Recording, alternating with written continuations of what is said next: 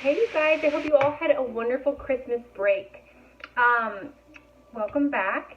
And what we're going to be working on this week and next week is soup. So close your eyes, and what's the first thing you think about when I say the word soup? And I ask you that question because soup can be so personal to people. It's something that we eat. We can have at a fancy meal. We have when we're feeling sick. It's just something that kind of usually brings up a lot of really good memories. It's warm soup on a cold night. So the soup that we're going to be working with today, I'm going to be demoing a curried butternut squash soup. And I got this recipe out of my Clean Eating magazine, so it is a healthier soup, and I hope you like it. So first we're going to start out with the ingredients. We need a butternut squash, an onion, some garlic cloves, a Granny Smith apple, some chicken broth. You could also use vegetable broth if you are vegetarian or vegan. A little coconut milk, curry powder, paprika. The recipe actually calls for smoked paprika, but I only have regular, so that's what I'm going to be using today. Some cinnamon, salt, pepper, and cilantro. Okay, so first things first, we're going to be working on some knife skills. So we have this big butternut squash, and it is about 3.5 pounds. And squash are a little tricky to cut because they roll, right? And sometimes it can be the skin can be thick, and so it's a little bit difficult to cut through. So this is how I safely cut through my butternut squash. I put the chef's knife, use the tunnel method with my other hand, into the center of the squash, and then drag it down. I'm just trying to cut it in half. And then I do the same thing on the other side. Try to get into that same cut that I got into the first time, and then drag it down. You'll hit the stem, which is really difficult to cut through sometimes, so I'm just going to pull my knife out, bring it back over to the other side, try to go through it on the other side. And then I can just break it apart. Okay? Look at that beautiful orange color. So you see these seeds inside. I'm going to go ahead and scrape those out because we don't need those.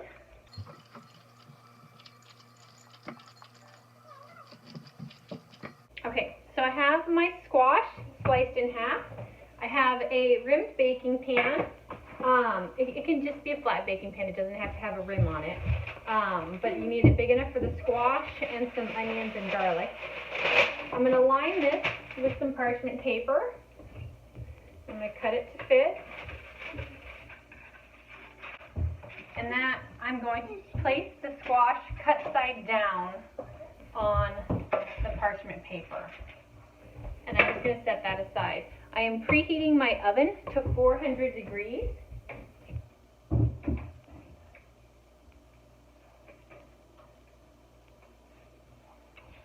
And now I'm going to cut, I need to have half of an onion chopped. So this part with the roots on it, I want to keep that intact. So I'm going to cut the end off. And then lay it so it's nice and flat on that part that I just cut off. I'm going to cut through the root end. So now I have two halves, and the root end is still intact. I only need half an onion for this recipe. I'm going to peel this.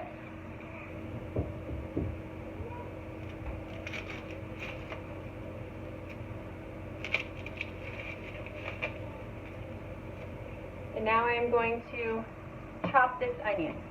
So this is going to be a pureed soup. So my slices don't have to be perfect, but I do want them all relatively the same size. So I'm going to use the tunnel method. I'm going to cut through. I'm not cutting all the way through past the root. I'm leaving the root intact, and that will help hold it together. And then, using the claw grip and the pinch grip, I'm just slicing through my onion. Okay, so with the onion, I'm just going to put this around my butternut squash on the parchment paper.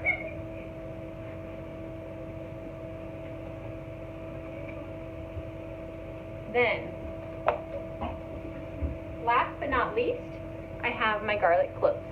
So it calls for 4 garlic cloves. Mine were relatively tiny, so I added a couple extra. So the recipe calls to wrap my garlic cloves in foil and then place them on the roasting pan as well. So I'm just going to take a little bit of foil,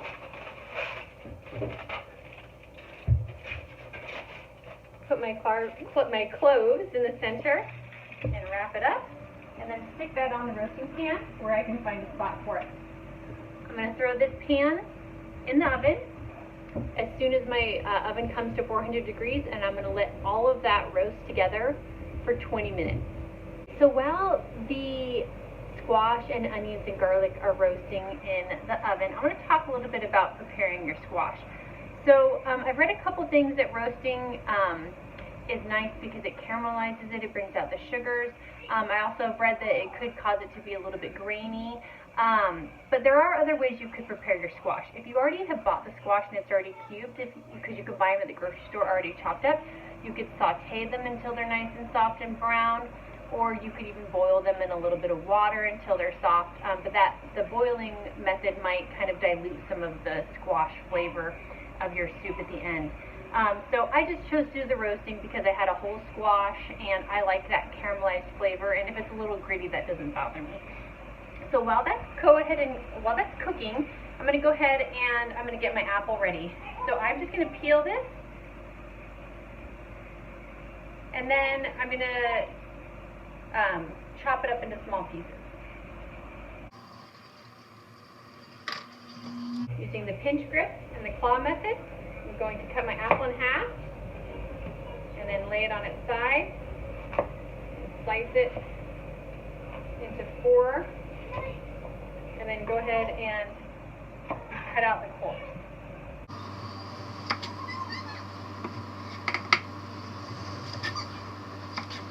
Keeping all of my fingers out of the way. And then with these, I'm just going to go ahead and cut them just a little bit smaller, maybe cut each one into thirds so that it blends easily when I'm pureeing my soup.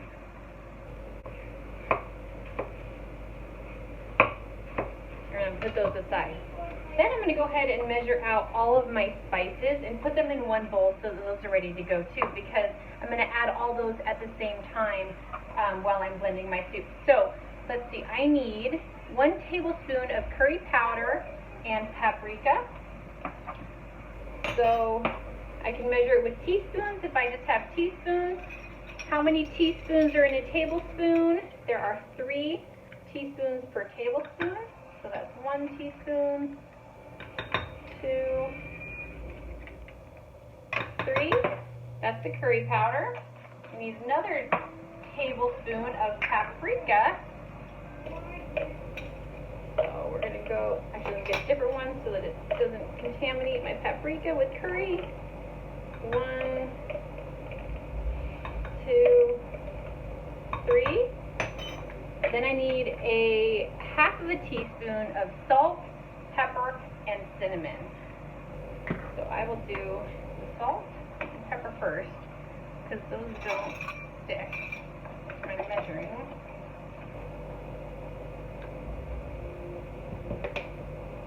Pepper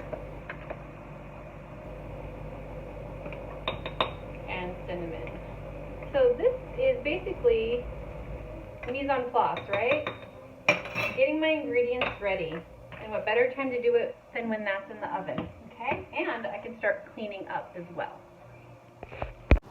Okay, so this has been baking for about 20 minutes at 400 degrees. So I'm going to go ahead and take this out, and I'm going to take off the onions and the garlic, and then I'm going to go ahead and put this squash back in the oven for about another half an hour until it's nice and soft. But I'm just going to put the onions and the garlic aside, let them start cooling. Okay, so the butternut squash has been in there for another 30 minutes, which makes it a total of 50 minutes. It is very hot. You can see that the skin is nice and blistery. So I am going to let that rest and cool before I even attempt to scoop out the insides, because even if I just lift this up, there will be tons of steam underneath that could burn me. So I'm just going to let that be and let that cool. And then I'll catch you in about 10 minutes. Okay, so I've been letting my squash cool for about 10 minutes. To be honest, they're still quite hot, so you might need to let them cool a little bit longer. It might be too hot for you to touch. But I'm going to go ahead and start scraping the inside out of the skin. It is still very hot.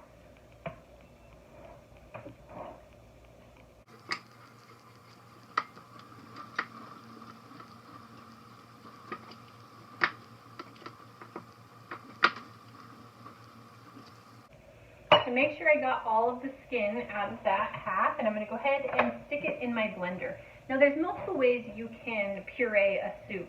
You can use a blender, or you can use something called an immersion blender, and instead of the soup, the ingredients going into the blender, the immersion blender, you actually stick this in your pot of soup and you can turn it on and it will suck everything into this portion and it blends it as you go.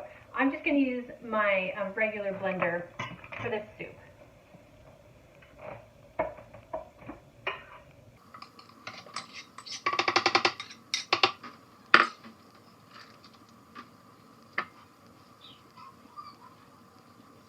Depending on the size of your blender, you may have to do this in batches. But I have the whole butternut squash in there right now. To that I'm going to add the apple, my onions, and my garlic. So my garlic was roasted in its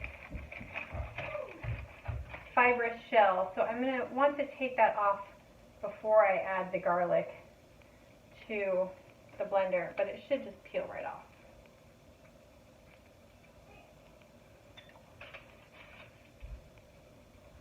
Roasted garlic smells amazing.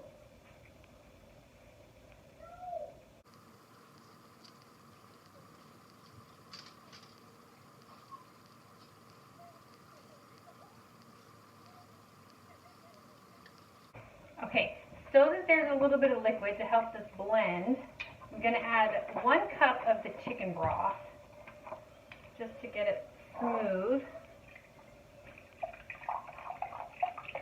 Using my liquid measuring cup to measure this out.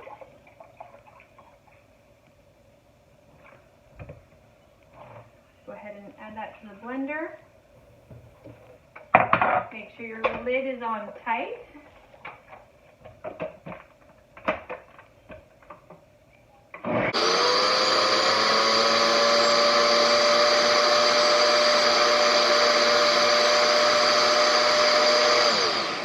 You may need to scrape down the sides once or twice just to make sure that everything is getting mixed in.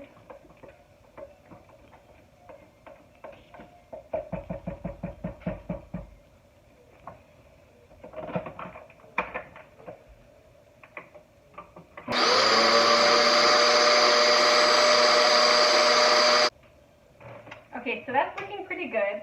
So to that, I'm going to go ahead and I'm going to add my coconut milk and all of my seasonings. So coconut milk, it's in the news a lot. A lot of people tout it as a health food. A lot of people tend to say that might not be the case. So coconut milk is actually saturated fat. That's why it gets hard at room temperature. You can even see the hard fat on the top of this. And so it is a saturated fat, and saturated fats are the unhealthy fats.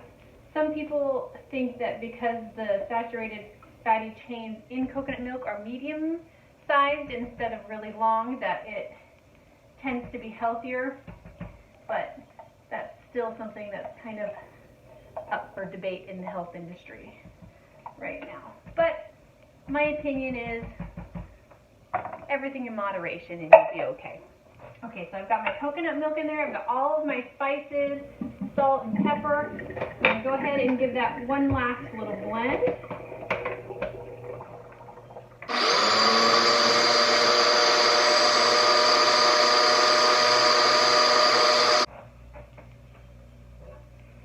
Okay, now I'm going to go ahead and add this to my stock pot carefully, because it might splatter as I pour it in.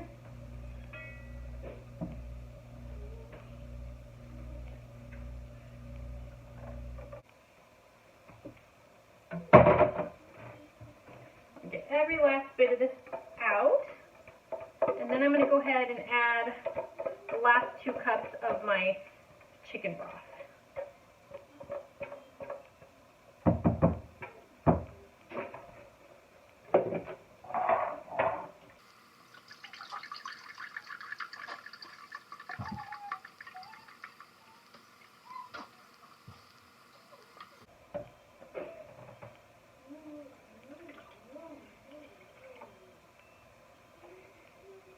At this point, after you've stirred it and checked the texture, if you want it a little thinner, you can add a little bit more chicken stock. Or you can also thicken it up on the stove, because we are going to let this come to a simmer and just let this cook and let all the flavors meld for about half an hour. So at this point, I'm just bringing it up to a simmer, but I wanted you to be able to see the beautiful color. You can see the flecks of the various spices that we've put in there. It smells amazing. It has a really rich, deep smell to it because of the curry powder. And so we're going to bring this to a simmer. Now a simmer isn't really big bubbles, that's a boil. A simmer is just tiny little bubbles that you'll see. And as it bubbles and simmers, some of the liquid will evaporate and it'll kind of thicken and the flavors will become a little bit more intense. Now butternut squash is very healthy. Some of the benefits of butternut squash are the various vitamins. It has vitamin A, it has potassium, magnesium. It's high in fiber. There's a little bit of protein in there. So it is a very healthy food for you to have. So this soup, apart from obviously the saturated fat in the coconut milk, but that's not much, is a very healthy winter meal. Okay, so this is what a nice simmer looks like. Just some small bubbles. You can see that it's kind of frothed along the top. This has been simmering for about 30 minutes and I've just been stirring it every now and then, just making sure nothing's sticking to the bottom that might be burning. And we are ready to dish up. So it's my bowl of soup. You'll see I just added a little bit, some cilantro, just to add a little bit of color and a little bit of flavor. If you don't like cilantro, you don't have to add any. The other thing that you could add that would be really good would be some roasted spiced pepitas or little pumpkin seeds. Just sprinkle a couple on top, add a little crunch. This would also be amazing served with a really crusty bread. You could take a look at the ciabatta video that I have on my YouTube channel, and that would be amazing. And enjoy your warm winter soup. Delicious. You'll love it.